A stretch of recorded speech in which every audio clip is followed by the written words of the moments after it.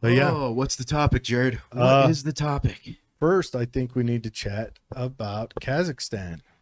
Kazakhstan, that lovely country right next to Uzbekistan, Yeah, which everyone knows where that is, right? Well, Kazakhstan's a former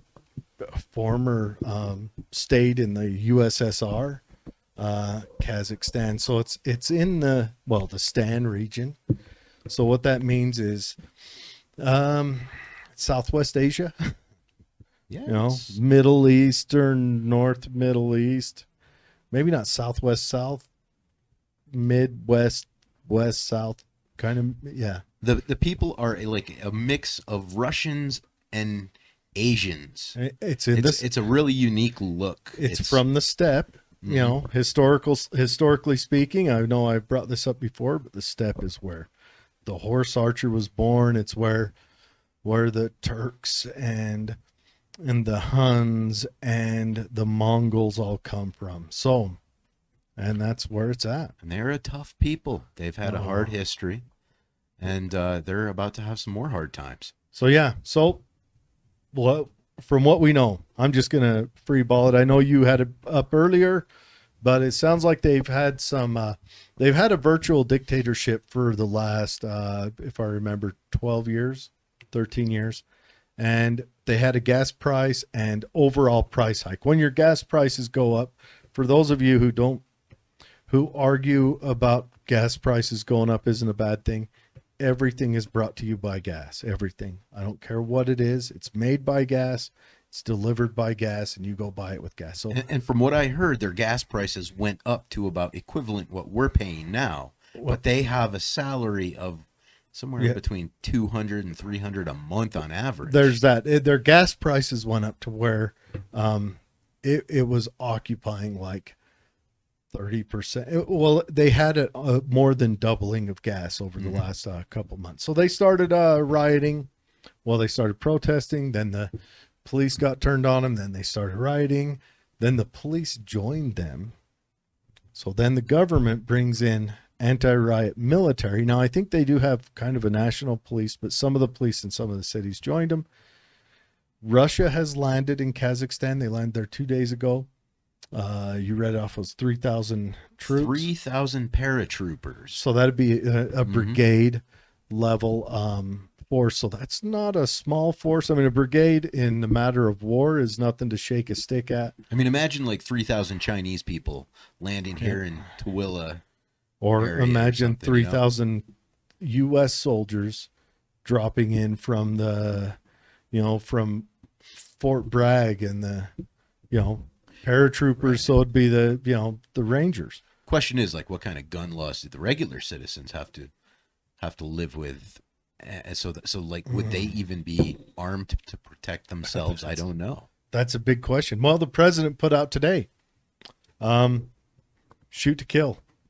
He put out shoot orders. Yep. No need to warn. Yep. No warning. No. You can shoot to kill. Shoot to kill protesters and rioters. And he's claiming that these rioters are actually trained insurgents from foreign lands. Have you watched any of the videos on it? I haven't seen the videos, just reading the stories. We're talking riots, or we're talking protests and riots of thousands of people where they're dominating streets and cities. I don't know who's foreign that's shipping them over and training them, but hey, it's a big train. They need to open up a vacation spot and make some money off this deal. That's a lot of people getting trained overseas or over borders, maybe not overseas. But anyway, so yeah, it's going wild over there. Their whole I don't know if they call it the Duma there still, but their whole government officials, elected officials, their president is not elected, and he's leaving, but he handpicked who's replacing him. But the whole group all quit en masse. Now, I know they shut down the internet, and there were a lot of Bitcoin mines in Kazakhstan. Yesterday, if you're following the price of Bitcoin, it went down another $2,000 or $3,000. That could be. Now, I didn't put that together, but Kazakhstan was one of the places when China cracked down, they moved across to Kazakhstan and opened up their mines there. Yes, they did. Now, Kazakhstan is in that fairly close to China. I think they border, a part of them borders on China, which is why the mines probably moved there. And that may be why we're seeing Bitcoin, kerfuffle. Mm-hmm. So yeah, it's going wild there. Then, so everyone keep your eye on Kazakhstan. It might be the kickoff of something new. It's definitely not really that intensely reported on in the news here. No, But it's an interesting international story that I think deserves a little airtime. So it is. And is there a good guy, bad guy? Obviously, a dictator's a bad guy. Russia going in to support him's a bad guy, but we don't know what the protesters. I mean, they need gas, but what caused their gas prices to go up? Was it a tax? So, I don't know. Destabilization's always one of them questionable things. And then we've obviously yesterday was it yesterday or was it the day before? Yeah, yesterday. It was January 6th, the anniversary of the first one. So the anniversary of the only riot that mattered in 2020. Well, I mean, yeah. What was it? The rioters on January 6th did $1.2 million worth of damage. Just the rioters in Michigan did $2.6 billion in damage. It's okay if you're on the left, but if you're, let's face it, everyone at the January 6th riot, they were Republican types. And not everyone. Well, what else would they be? Well, we had John on. Well, okay. And those infiltrating the Republican types. But yeah, I mean, that was our one and only spotlight for riots as Republican types. And yeah. And that was the most earth-shattering thing for Democrats, I guess. Well, the news ran with it all day. CNN and MSNBC talked about how people there videotaping it have PTSD from it, the reporters. And I'm just glad it didn't happen on September 11 because it would totally overshadow the fact that we lost the World Trade Center and 3,000 people. And did you like how Kamala Harris come out and spoke about it? I'll be honest, I don't listen to her that much. She gave 3 dates. She said December 7th, 1941. Okay. Pearl Harbor. I missed that one. She said 9/11, 2001. I was there. And she said January 6th, 2021. And even if I was she there, compared the 3 of them. So that would be, so she compared, and let's call it what it was. They stormed the Capitol. It was dumb. It was. What did they storm, or were the doors opened for? Let's go with. I'm fully willing to go with they stormed it. All right, let's go with it. I'm fully willing to say they stormed it, and I said it when they were doing it, while it was going on, before it happened, after. Dumb. It was stupid. It caused some things to happen in the Senate and the Congress that probably worked against them that day for the objectives they wanted. But it was stupid. One person officially died from that. Sicknick didn't die from the riots. He died from a stroke. And then you had 3 other police officers commit suicide and another one died of natural causes, I think a month later, right? No. Did they commit suicide because of the riots?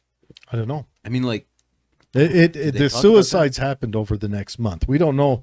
It's not like any of them left a suicide note. No, the horrible that I saw with that guy wearing the buffalo horn. So oh my God. Yeah. So anyways, but Kamala Harris compared it to Pearl Harbor. Death toll on Pearl Harbor. It was quite significant. I want to say like 6,000. But that guy that died of the stroke. Now, aren't you supposed to be in a certain like health maintained order to be a police officer? Don't you have to have like PT standards or a weight standard, something like that, to have that physical capacity to? Oh, you can have a stroke at any weight, right? You can, and let's be honest, the stroke may have been caused by actions that happened on the 6th, like a blow to the head or something like that. A blow to the leg, more likely. That's a blood clot form in the leg, but Then again, he could have had knee surgery a year before, and a blood clot breaks loose and it's cruising around it. But anyways, we could even give that death as okay. So we'll give him two. Okay. All right. Pearl Harbor, 2,403 deaths. Okay, there's a 2 in that. Yeah, there's a 2 in there. So 2. And there's a 4 in there that's double the 2. A radical 4 is 2. So she's comparing January 6th to... Now, what it would be is if, and I said this on my other show, as if Japan took off, Japan flew their Zeros towards Pearl Harbor and then ran out of gas. They all crashed safely except one guy. He hit hard. Okay. That's what it'd be compared to. Because remember, as their story goes, the only one person that officially died was on the side that the media is against, was on the side that Kamala Harris is against. But always, the Democrats are real big on this political football. All right. Now, at the Twin Towers, it says here, nearly 6,000 innocent civilians died on 2001. Well, I thought it was... That's what I thought too, but 3, it says it right there. Now, let's go ahead and... I'm going to go ahead and pull it up officially. That's substantially off from what I've previously heard. Yeah, I always thought it was 3,000. Okay. Yeah, it looks like it's more 3,000. So, that was on that other site. So, 2,977 people were killed and 19 hijackers committed murder-suicide, bringing the total number to 2,996. So, she's comparing two, let's give her 2. 2 people dying to... And there's a 2 in that number 3, too. There is, and 2 9s and a 6. So, okay, I get where she's coming from. The 2s are in each statistic. What I find disgusting about it is that they are just using this as a political football. Especially right now, the Democrats are drowning. All the polls are out. The Democrats are dying. They're dying on the vine. Well, I don't know. They're still in control. They're still ruining the economy. They're still voting. Even what's that dink at CNN? Is it Stelter? I don't know, the fat guy. He's even saying that that they expect a red wave to happen in this year in the elections, just because of the economy. So I think the Democrats are saying, what can we grasp onto? Okay, yeah, remember January 6th, this is what happened. So, yeah. Well, there is a 2 in all 3 of those statistical numbers, so I will give that to them. I'm just super offended that they are, I'm offended that they are comparing that day where, let's face it, what was it, 400 and some people stormed the Capitol. Now, one day they left that night. They walked between the ropes. They took a lot of selfies. Yeah. A guy farted on Pelosi's chair or whatever. In their defense, though, I from someone who might have been there, that I won't confirm nor deny, apparently they were, as they were going in and out of rooms, they would turn off the lights as they left, just to make sure. Well, don't remember that one guy stole the pew. Well, he was taking a stand. He was taking a stand. The other guy sat on Pelosi's desk and spit on it, and apparently reportedly passed gas on it or something. I mean, those are some pretty atrocious events. AOC's life was threatened in a different building down the street, but her life was threatened. She was in fear. Let's remember, all that stuff happened. She was probably mixing drinks. But I see what you did there. She's a professional. Well, all right. So how about January AOC? 6th, How about AOC going to Florida and partying over there with the college kids and stuff?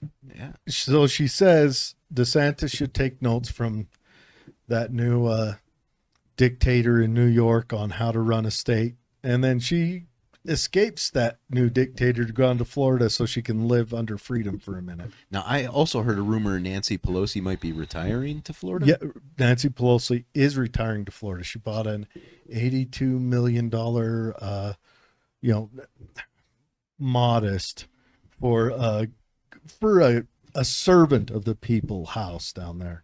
But remember, modest. I hope it has peasant quarters. Only 2 or 3.